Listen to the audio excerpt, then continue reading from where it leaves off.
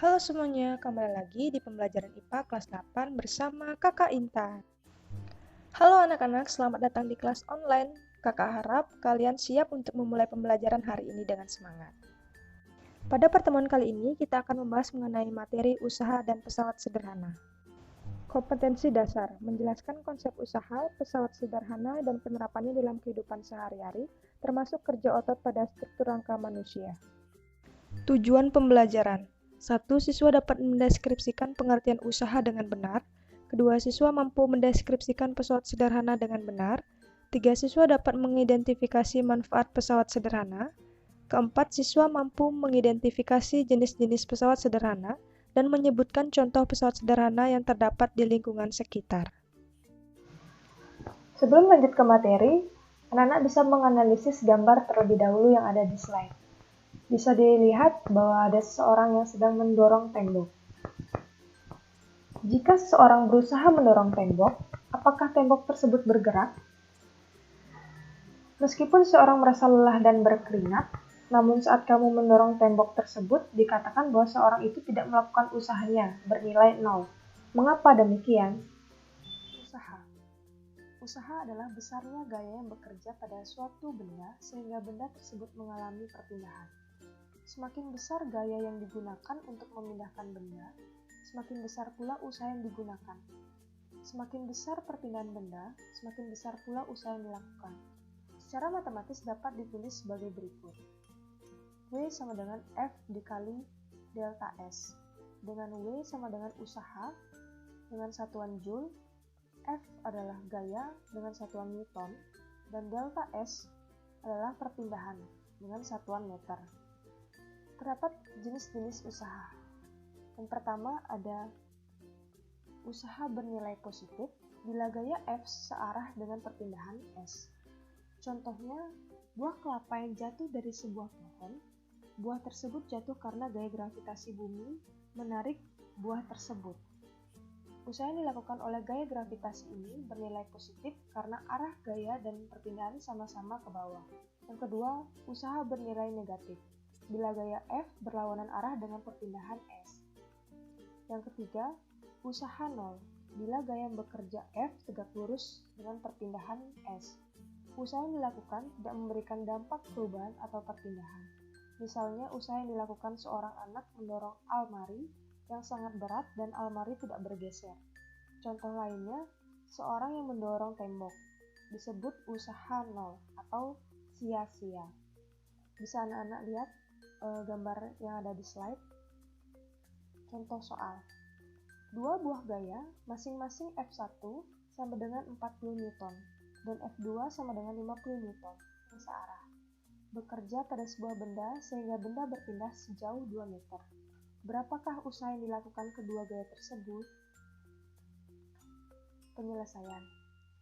Kita tulis pertama-tama diketahui F1-nya 40 Newton, F2-nya 50 Newton, S atau percepatannya adalah 2 meter. Ditanya W, usaha. Jadi, untuk menjawabnya, W sama dengan F1 ditambah F2 dikali S. Kenapa F1 dan F2 ditambah? Karena searah. Jadi ditambah. Yaitu F1-nya 40 ditambah 50, 90 dikali S-nya diketahui 2 meter dikali 2. Jadi hasilnya 180 Joule. Kemampuan seorang dalam melakukan usaha berbeda-beda. Sebagai contoh, Hilmi mampu memindahkan sebuah meja sejauh 5 meter dalam waktu 2 menit, tetapi Iqbal menghabiskan waktu 1 menit saja. Dalam fisika, kecepatan seorang melakukan usaha atau daya P adalah besar energi yang digunakan pada setiap detik, sehingga dapat ditentukan dengan membagi besar usaha itu W dengan selang waktunya T. Secara matematis dapat dirumuskan sebagai berikut. P sama dengan W per T, dengan P sama dengan daya, dengan satuan watts, W sama dengan usaha dengan satuan Joule, dan T sama dengan waktu dengan satuan sekon.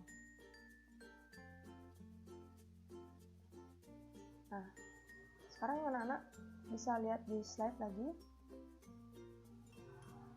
Nah, coba kalian lihat gambar di slide. Pernahkah kalian melihat alat perkakas seperti linggis, jungkat-jungkit, pemecah kemiri, cangkul, katrol yang ada pada sumur, dan lain sebagainya? Apakah itu termasuk pesawat sederhana? Ya, pesawat sederhana merupakan alat sederhana yang menggunakan konsep usaha. Penerapan konsep ini terlihat pada prinsip kerja pesawat sederhana, yaitu gaya bekerja berada pada jarak tertentu dari titik tumpu. Tujuan penggunaannya adalah untuk memudahkan pekerjaan manusia. Karena itu, gaya yang dihasilkan pesawat sederhana harus lebih kecil dibandingkan beban benda. Dalam bahasa sehari-hari, gaya yang lebih kecil artinya benda lebih mudah dipindahkan, didorong, diangkat, atau ditarik. Jenis-jenis pesawat sederhana. Yang pertama ada tuas atau pengungkit, yang kedua ada katrol, yang ketiga ada roda berporos, yang keempat ada bidang miring. Pengungkit atau tuas. Pengungkit juga bisa disebut tuas, merupakan pesawat sederhana yang paling sederhana. Pengungkit terdiri dari sebuah batang kaku yang berotasi di sekitaran titik tempat yang dinamakan titik tumpu. Selain titik tumpu yang menjadi tumpuan bagi pengungkit, ada dua titik lainnya pada pengungkit, yaitu titik beban dan titik kuasa. Pengungkit bekerja dengan cara mengubah besar gaya yang diperlukan untuk mengangkat beban. Pengungkit dibedakan menjadi 3 jenis, ada tuas jenis pertama, ada tuas jenis kedua, dan ada tuas jenis ketiga. Jenis-jenis pengungkit atau tuas. Pengungkit jenis pertama memiliki titik tumpu atau T yang berada di antara titik beban dan titik kuasa. Bentuk ini adalah bentuk dasar atau bentuk paling umum dari sebuah pengungkit. Contohnya adalah jungkat-jungkit, gunting, tang, palu, dan linggis. Bisa anak-anak cermati di slide.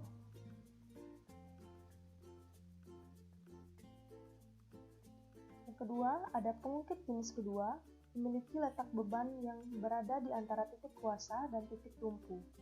Contoh pemanfaatan pengungkit jenis kedua diantaranya gerobak dorong, pembuka tutup botol, dan pemecah kemiri.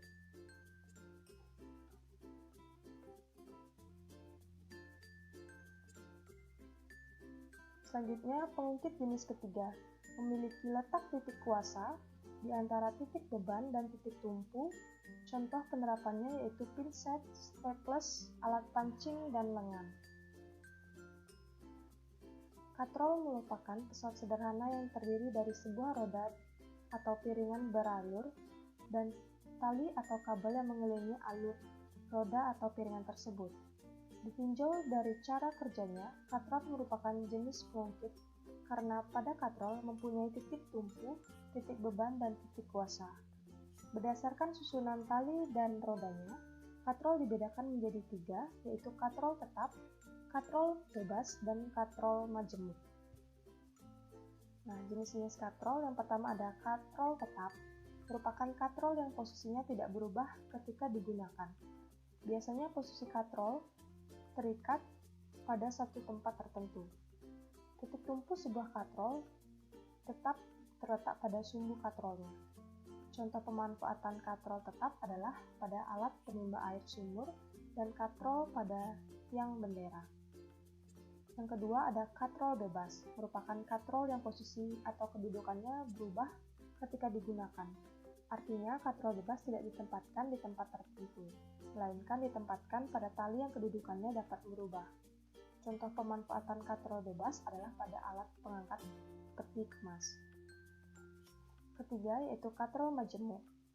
Katrol majemuk merupakan perpaduan antara katrol tetap dan katrol bebas. Kedua katrol ini dihubungkan dengan tali. Pada katrol majemuk, beban dikaitkan pada katrol bebas dan salah satu ujung tali dikaitkan pada penampang katrol tetap.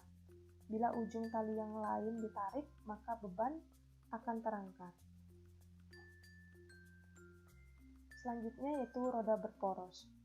Roda dan poros merupakan salah satu jenis pesawat sederhana yang terdiri dari dua buah silinder dengan jari-jari yang berbeda dan bergabung di pusatnya. Silinder berjari-jari besar dinamakan roda, dan silinder berjari-jari kecil dinamakan poros. Roda dan poros bekerja dengan cara mengubah besar dan arah gaya yang digunakan untuk memindahkan sebuah benda. Contoh penerapan roda dan poros dalam kehidupan diantaranya pegangan pintu yang bulat, pemutar keran air, obeng, roda pada kendaraan, setir kendaraan, alat serutan pensil, dan bor tangan. Selanjutnya itu bidang miring. Bidang miring merupakan bidang datar yang diletakkan miring atau membentuk sudut tertentu sehingga dapat memperkecil gaya kuasa. Contoh penerapan bidang miring adalah skrup, tangga, dan pisau. Sekian dan terima kasih. Jaga kesehatan dan semangat terus belajarnya ya adik-adik. Semangat!